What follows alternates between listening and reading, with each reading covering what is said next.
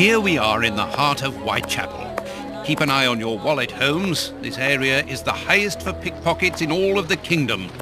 Don't worry about my wallet, Watson. It would be easier to move Big Ben than to steal from me. Or to borrow a shilling from you. Amusing, Watson. Really very amusing. Can we move on to more serious matters? I'm listening, Holmes.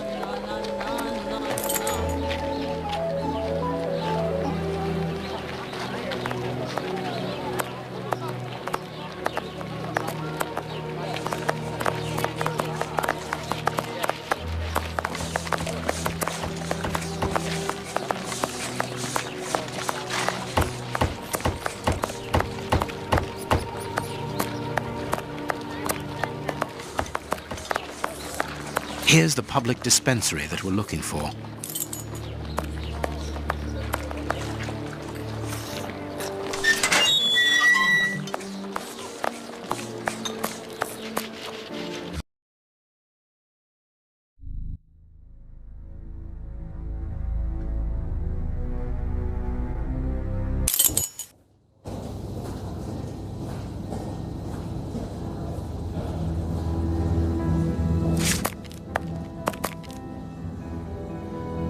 Good day. Please excuse us. Oh, Grant, is it you? Yes, but wait a moment. Watson, it's been years. Since the Faculty of Medicine, if my memory serves me right. Yes, we were young and ambitious. I didn't expect to find you here. I thought you had gone to America. No. I find that I prefer the filth here, amputating gangrenous legs. Ah. I'm joking, Watson. Unfortunately, I was unable to leave for Washington. I had to give up surgery. So instead, I crouched down in this rat hole, rubbing shoulders with the world's misery. Grant, treating those in need is a noble calling. You underestimate the importance of your work. If you say so. It's true that in the beginning I felt as you do, but as time goes by, the more this cursed area seems like hell. You think that nothing can get worse, and the next day you see that it can. Now famine has hit these poor wretches.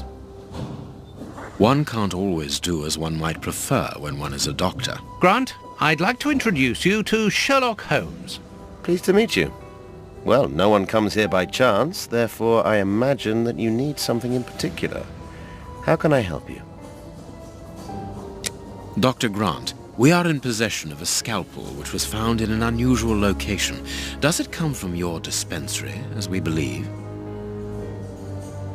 From its mark, I'd say it was stolen from us. A lot of things disappear from here, you understand. Life is hard in Whitechapel. When the staff find a way of adding to their salary, they rarely hesitate to do so. Thank you, Doctor. Farewell, Doctor. See you soon, perhaps. And take care of yourself.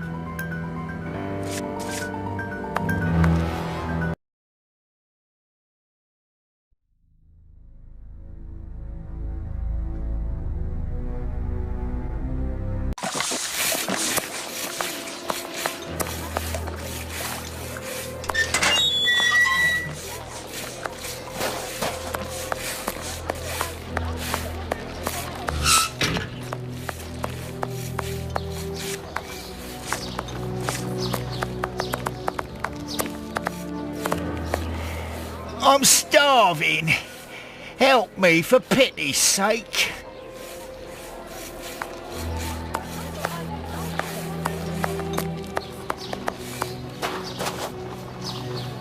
Buy my flowers, my lord, for your dear departed.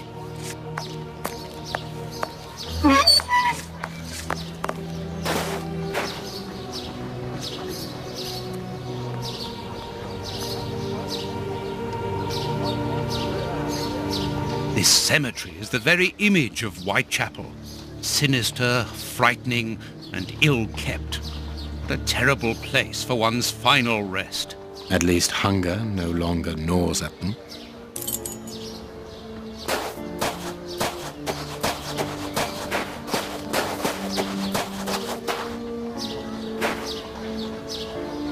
Closed.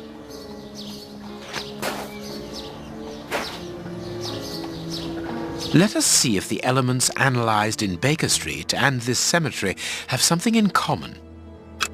This rope is only worn on one side. This rope is only worn on one side. This rope is only worn on one side.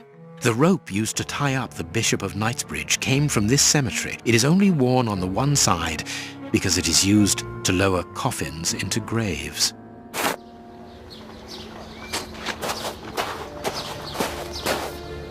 This shovel belongs to the cemetery workers.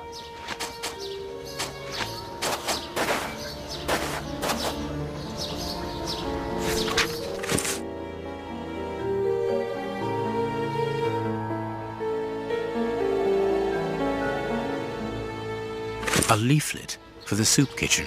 This leaflet is dated for the day after tomorrow. The tickets for the soup kitchen are given out on the same day. Only somebody who works there could have written on it.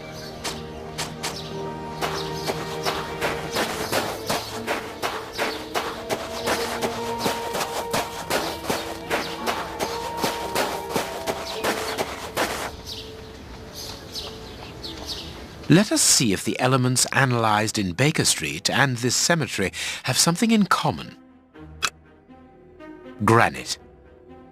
Black paint. These stones are of the same granite. The same black paint covers these stones. This black painted stone is identical to the fragments found in the rope which we analysed at Baker Street and in the footprints of the Bishop of Knightsbridge's murderers. This must be the gravedigger's cabin. Well, judging by the state of this place, they don't work very often.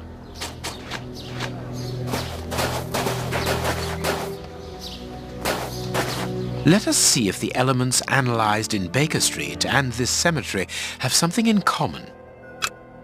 Black and damp earth. Earth freshly turned over, still damp.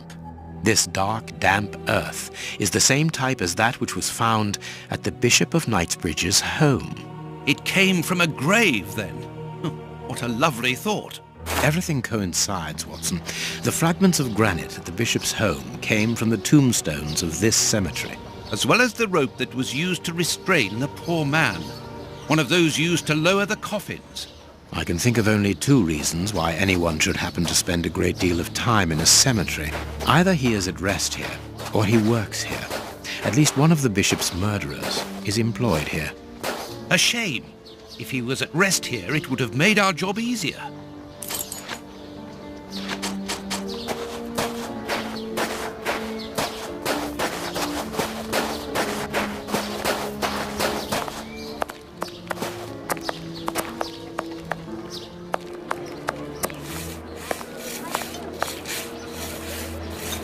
A circulating soup kitchen.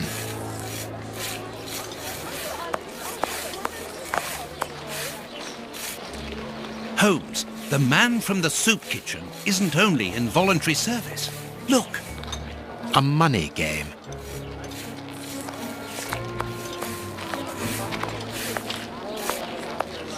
Oi, oi! We're giving out free soup after Mass, right here. Don't hesitate.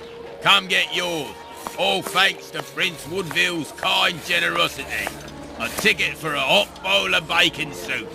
Excuse me, my good fellow. You don't look like the needy. We're not here for the soup, we're merely passing through. But I would like to commend you for your good charity. Ah, it's the Prince of Woodville who's the charitable one. All I'm doing is filling the bowls. For the first time ever in this area, someone's thinking of the poor people here. Look around you. At every street corner, you'll find someone giving out soup just like me. I grew up here, and I can promise you, it's the first time the toffs have thought about us. And no one tries to take advantage of this? No, mister, that's not possible. You have to exchange a ticket against a bowl. The tickets have the day's date on them, and are handed out after Mass. That way no one can cheat. A bowl of good bacon soup isn't for you, gentlemen. We're looking for two people called Grape Ape and Kurtz. Do you know them? Can't you see I'm giving out soup? You again. You can't have any soup, you're too rich. It's for the poor, not the toffs. And what would you say to relieving two toffs of their wallets by giving them a chance at dice? With great pleasure. What do you want to bet? Your ring against my friend's superb silver watch. Holmes! I inherited this watch from my brother. It has a great sentimental value. Watson, show your watch to our friend here. Done. Make yourselves at home. All right, mister. First who gets 36 points wins.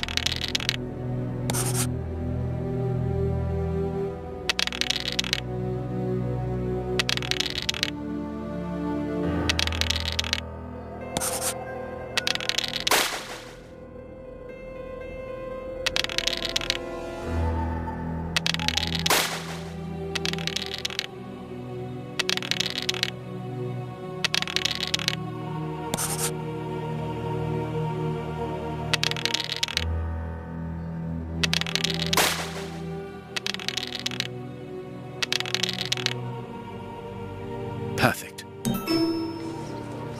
Aren't you going to leave me alone? Can't you see I'm busy?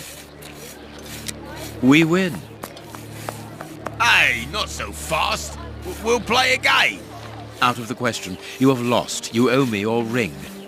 Oh, it means a lot to me, this ring. Me dad gave it me before he died. He choked on his own glass eye. Me mum didn't get over the shock of it, and she killed herself by smashing her head open with her wooden leg. And she'd only just heard that me sister, who's a prostitute, had caught an embarrassing disease that made all her hair fall out. And worse, our dog got run over when he... As this ring holds such sentimental value for you, I will allow you to keep it. What would you say to exchanging that against some information about Grape Ape? That seems like a fair deal, don't you think?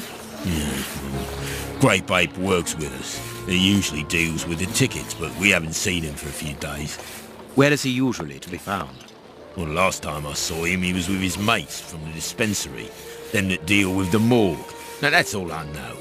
It is quite good enough. Keep your ring, my good man, as a souvenir of your poor father. A souvenir of me dad, me mum, me sister, and me dog. One further thing. You said that Grape Ape's friends work at the morgue. Which morgue? The morgue at the dispensary. I must say, they got a funny job. They wash the dead, dress them, cut their hair. They clean the blood off the floor, chase the rats, stamp on the cockroaches. Mister, I can tell you, I prefer giving out soup. There isn't a certain Kurtz amongst the employees. Listen, we didn't play for info about the whole city. I'm not telling you anything else. The dispensary has got its own morgue. Interesting. Well, yeah, I've just told you so. It's the one that all the undertakers prefer. Think about it. It's just next to the cemetery. Thank you, my good man. Goodbye. Yeah, goodbye, mister.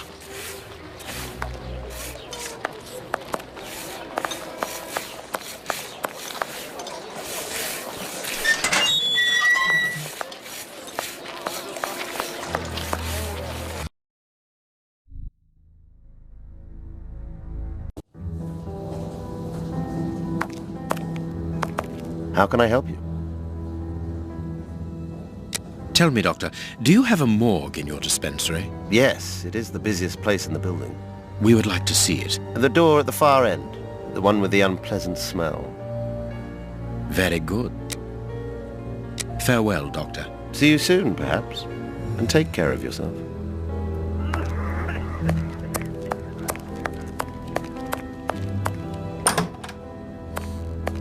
Look, Holmes. A list of the recently dead. How sad. I see names that have something in common.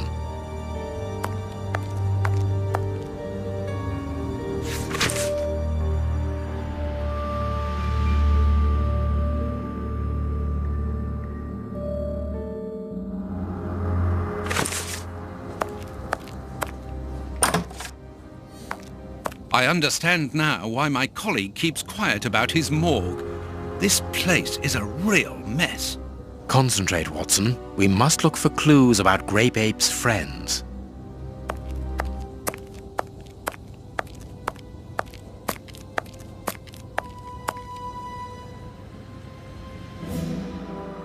I need something.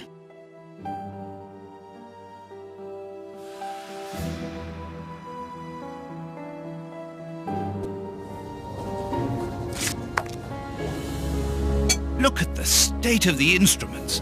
They've probably never been cleaned.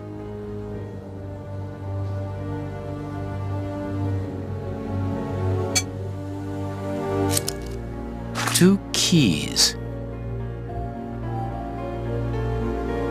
This is Kurtz's overall, so he really does work at the morgue. Strange that he left his overall here.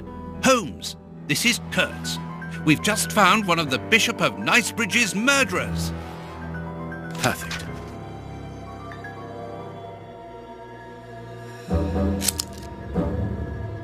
A small metal stem. Well, well, this Kurtz was carrying a lot of things.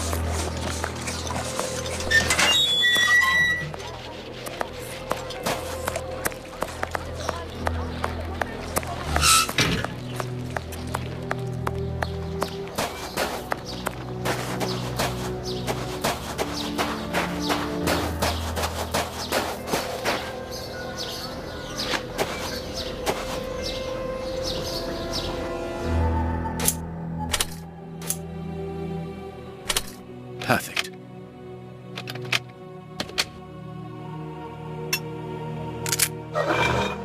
It's open. Here, this hut is on the map. Let us search it from top to bottom, Watson. Oh, what a jumble. Impossible to open it. Impossible to open it.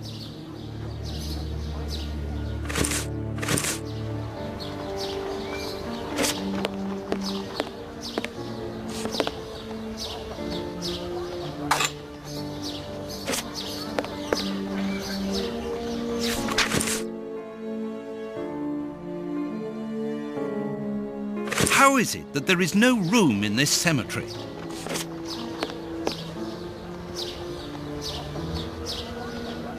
Bags filled with nails. There are a lot of them. Well, really. I can see a large crack.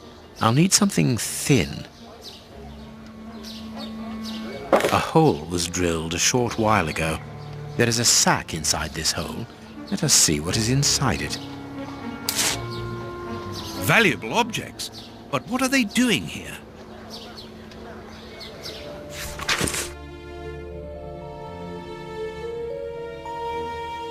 We are making headway. How do we know what this means? This message confirms that we are on the right track. Bags filled with nails. There are a lot of them. Well, really. Look, this chest has been nailed to the floor. This box has been placed so that no one can move or open it. Look, this chest has been nailed to the floor. Look, this chest has been nailed to the floor.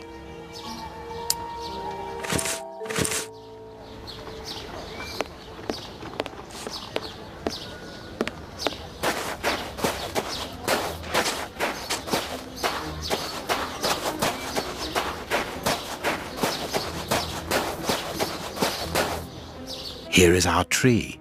Let us examine the inscriptions. Sally and John. This design was the last to be done. Sally and John is engraved here as a symbol of their love.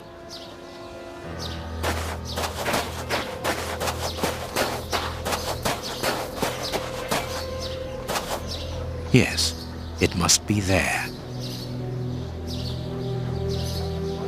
I need something.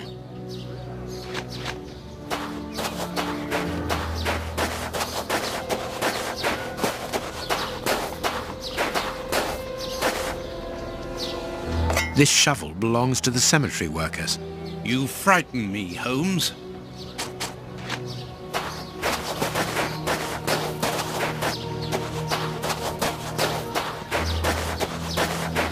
This must be the grave. Dig quickly, Watson. Very well, Holmes. Look, a metal box.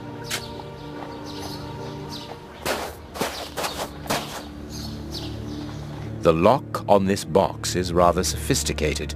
This box comes from a bank. The criminals must have held on to it after a hold-up.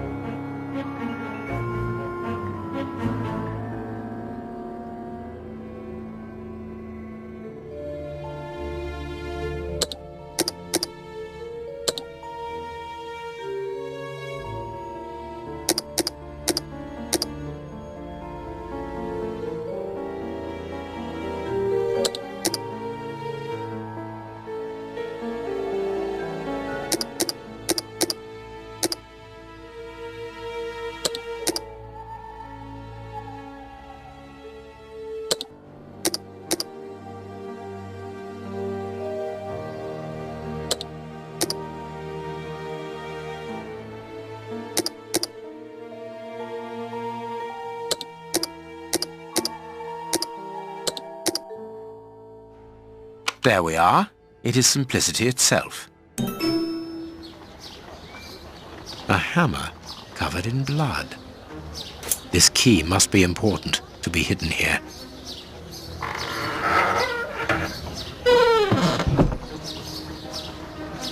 Holmes, there is someone in that hut. I saw, Watson. Come, and keep your revolver at the ready, just in case.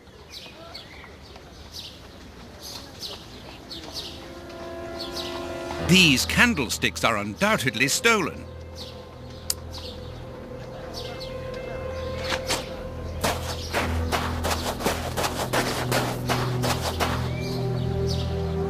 Open up. We're not the police. Do not be alarmed. That's a strange way of reassuring someone.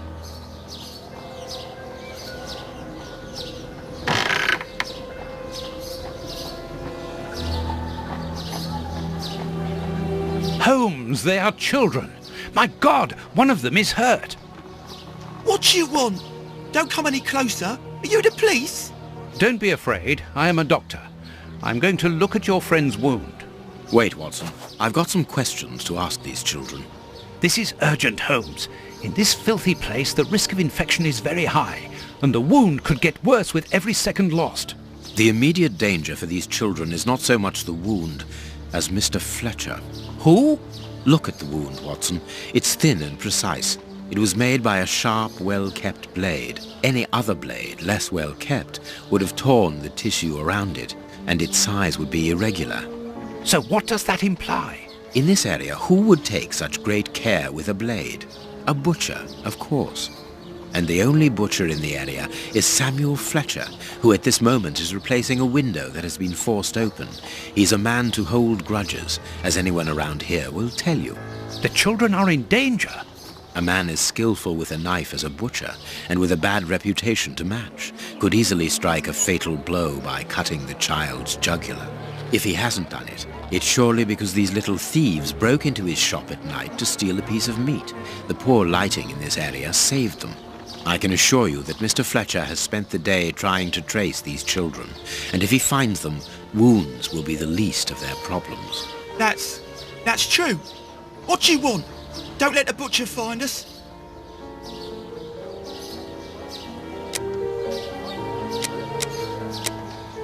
Dr. Watson will see to your wound, but the treatment won't be free. I don't need to remind you that life is hard, you know that already. Give me the address of a certain Kurtz, and the doctor will dress your wound. No address, no treatment. I can't tell you, mister. Kurtz is a dangerous madman. Holmes, you go too far. You have frightened the poor child. Justice is sometimes harsh, young man. If the police hear about this breaking and entering, they will see Mr. Fletcher's side of the story. No! Don't call the police! Please, mister! We don't want to end up in prison! I'm looking for a certain Kurtz. I can't tell you, mister. In that case, I must take the side of justice. You and your brother are thieves. All right, don't call the police. Kurtz is a dangerous madman. He's called the Colonel round here.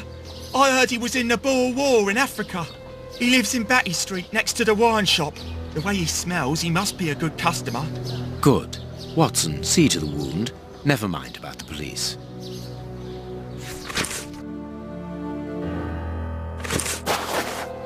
We must protect these children from that butcher, Holmes.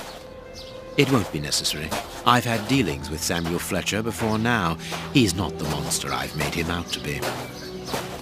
If he had wanted to kill them, he would have done so, even in dim light. By wounding the little thief, he wanted to warn him never to set foot in his shop again. Forget Mr. Fletcher, Watson. You mean you lied to frighten those poor children? Exactly. Clever, wasn't it?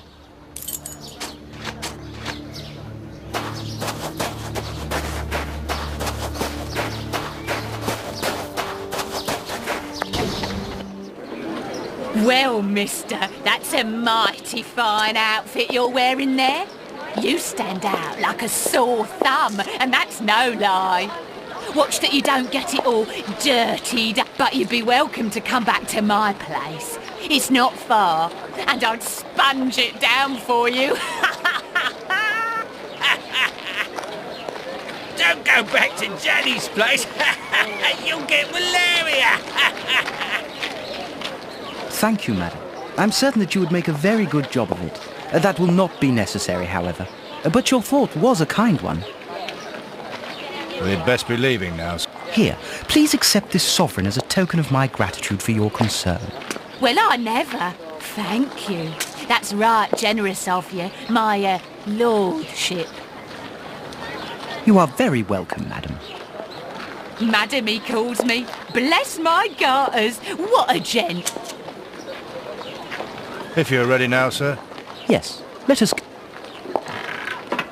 What a remarkable man, the Prince Woodville, to talk to such a woman as though she was an equal. Let's find Batty Street.